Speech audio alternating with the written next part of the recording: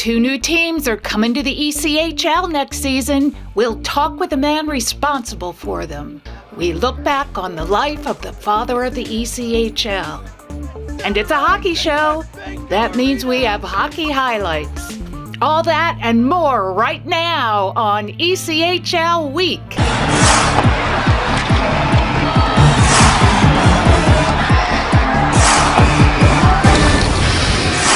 Hi, welcome to ECHL Week. I'm Barry Schickling. With the approval of 2 new teams to join the league next season in Coralville, Iowa and Trois-Rivieres, Quebec, Deacon Sports and Entertainment is becoming the 3rd ECHL multiple team owner. Today we're joined by Dean McDonald, president of Deacon Sports, and we're going to talk to him about where these 2 teams stand in terms of hitting the ice in October. Thanks for joining us, Dean. Let's get started. You're going to have 3 teams playing in the ECHL next season. What's the corporate structure going to be like for those 3 teams? As a result of COVID, it's a bit of a work in progress, honestly, Barry. The goal is to take anything that's kind of non-team related in terms of, players and all that, and have some synergies of centralization, whether it's, marketing activities or merchandise, in terms of commonality of ordering, swag, etc. So there's a whole bunch of areas where we feel we can use the brain thrust of the existing organization to help the other organization. NHL affiliations are important for the operations of ECHL teams, and fans care a lot about them too. Trois-Rivieres has already announced it'll be a partner with the Montreal Canadiens. Where does Coralville stand in this area? We hope to have an affiliate there. Excuse me. Working very diligently on that now, and hope to be in a position over the next, probably over the next couple of months to be able to announce something there. So not quite there yet, but I think we're getting close. And it is important. It's very important to the franchises. Obviously, the success of the Leafs Growlers is well known. We're hoping for the same success with Montreal and Trois-Rivieres. In fact, I don't think we'd be in Trois-Rivieres without an affiliation with the Canadiens. So I think most teams in the league would tell you now that that relationship is important, and it's given the league a lot of credibility with fans and as players move up the system. And so, we want that same arrangement in Coralville. October's only 7 months away. What's the timeline look like for these 2 new teams? There's kind of 3 thrusts to all this. One is your affiliation agreement, because on the basis of that you're starting to work towards what your players going to look like, your coaching staff, trainers, and all that. So that is, as crazy as it seems, might be the easiest part.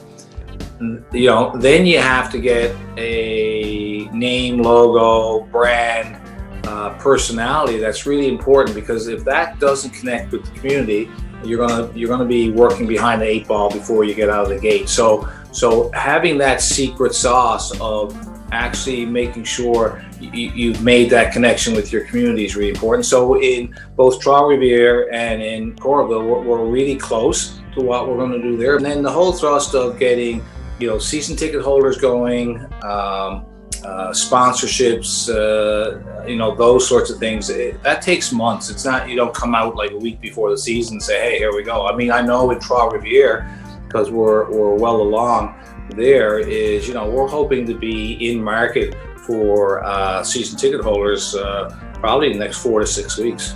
Dean McDonald will return next week to talk a little bit more about his 2 new teams, and we'll also be joined by Mark Waitman, the president of the Trois-Rivieres Club, who will give us a little bit of insight about the ECHL's first ever foray into the province of Quebec. ECHL alumni made NHL debuts on consecutive nights this week. Tanner Jeannot in particular is worth noting. He appeared in 5 games this past December for the Florida Everblades and saw his first game action with the Nashville Predators on Tuesday night. Stephen Lorentz with Carolina, Stuart Skinner with Edmonton, Austin Strand with the LA Kings, and Dakota Joshua with St. Louis are the most recent ECHL alums to get to the big leagues. 688 players who've laced him up in the ECHL have made it to the show. And Michael Pellick of the Indy Fuel has climbed up to 5th place in the all-time list for ECHL assists. The 12-year veteran, who's playing with his 9th team in the league, joined Luke Curtin after accruing a pair of assists in Wednesday's win over Wheeling. All the players on this list, excepting Pellick, are in the ECHL Hall of Fame. We remember Henry Brabham next on ECHL Week.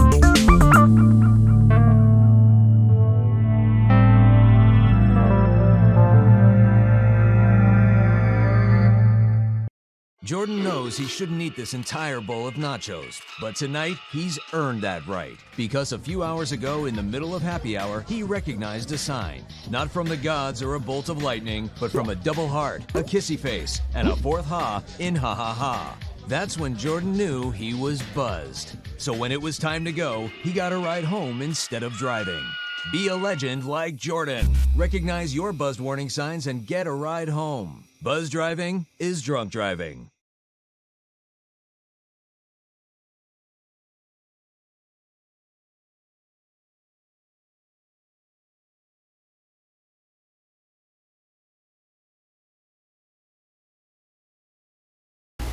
You may recall that a couple of weeks after last season ended, the man with the motivation and the money to get the East Coast Hockey League started in 1988 passed away. His name was Henry Brabham. Because of the pandemic, public recognition was delayed. But in September, hundreds of people showed up in Vinton, Virginia, Brabham's hometown, to pay tribute to a very special man. The driving force behind the creation of the ECHL, Henry Brabham, died on March 30th at the age of 90. Though the pandemic delayed his memorial gathering nearly 6 months, hundreds of business associates, hockey people, friends, and relatives congregated in his hometown of Vinton, Virginia, to say goodbye to the man primarily responsible for the formation of what was originally called the East Coast Hockey League.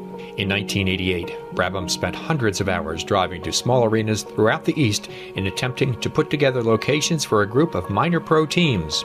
In its first season, the ECHL consisted of 5 clubs. Brabham owned 3 of them. From that point, it grew from one of a number of lower-level minor pro leagues to the status it holds today, the premier AA development league in North America. Brabham was a man with ambition.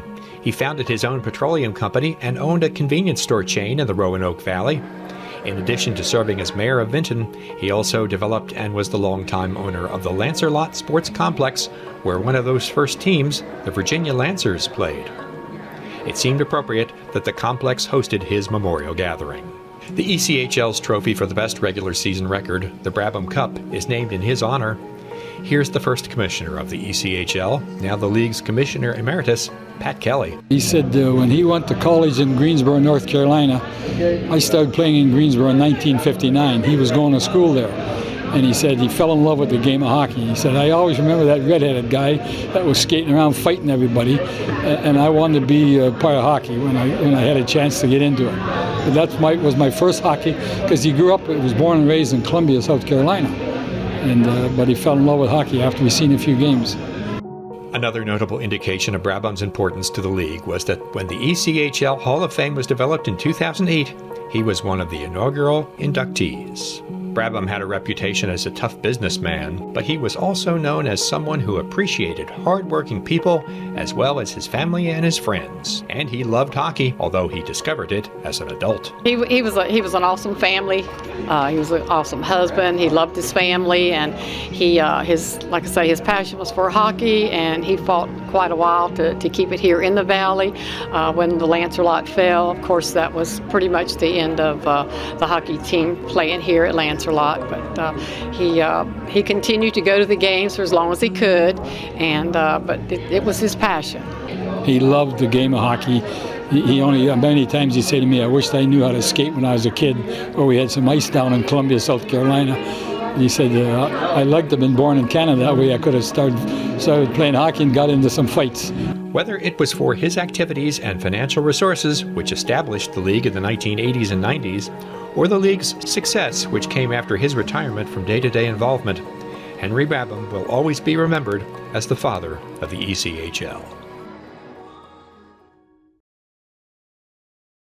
It's highlight time on Best of the Week. Some rarities this week. We start with a pair of shorthanded goals during the same penalty. Fort Wayne's Spencer Smallman goes between the legs of Indy's Dan Bacala for the first one. Less than 40 seconds later, the Comets' Jason Cotton earns his first as a pro to aid in his team's victory. Again, now Cotton has a short-handed breakaway. In between the hash mark score. 2 goals on the same power play, and Fort Wayne has a 3-0 lead. Check out this pass from on the ice, made by Orlando's Jake Kugler. Teammate J.J. Pikanich puts the finishing touches on it during this game against Jacksonville.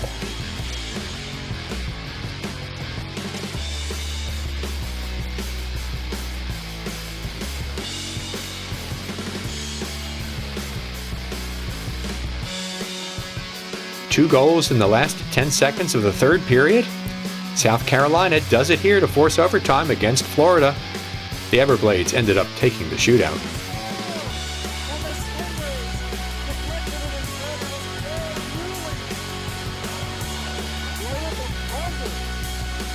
Another one of those rarities, 2 goaltenders going mano a mano. Kevin Carr of Utah and Francois Brassard of Wheeling are the combatants.